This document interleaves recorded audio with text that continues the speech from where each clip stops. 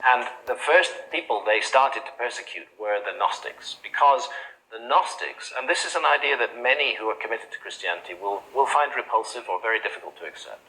The Gnostics said that the entity that we call God, Jehovah, as he is in the Old Testament, the Muslims call him Allah, it's the same entity, the God of Abraham, that this entity, the God of Judaism as well, of course, Jehovah, God of Judaism, Christianity, and Islam, goes by different names, he's the same entity, but this entity isn't a God at all from the Gnostic point of view. From the Gnostic point of view, the simple word to describe him is a demon.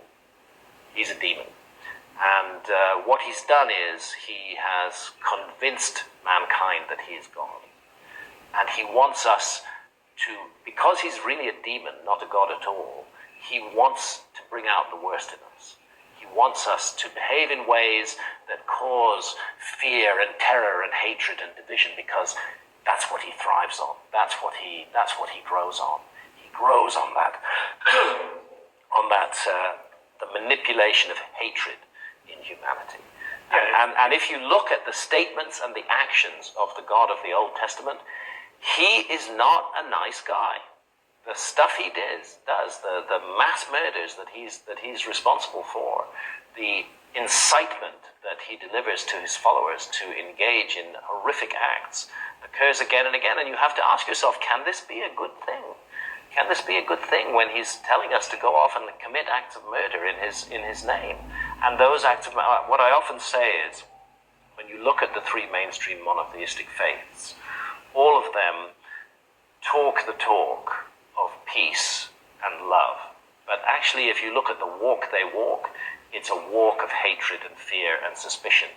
And it seems to me that there's a real chance that the Gnostics were right, and that the entity that we have been hoodwinked by, a supernatural entity, if you like, by a demonic entity who has persuaded us that he is God, made us act in his name. The Crusades, the religious wars, the terrible divisions, the persecutions of members of other faiths that have occurred, all of that is not the action of a good and loving God. All of that is the action of a demon, and that's what the Gnostics said he was. They called him the demiurge, and they felt that he had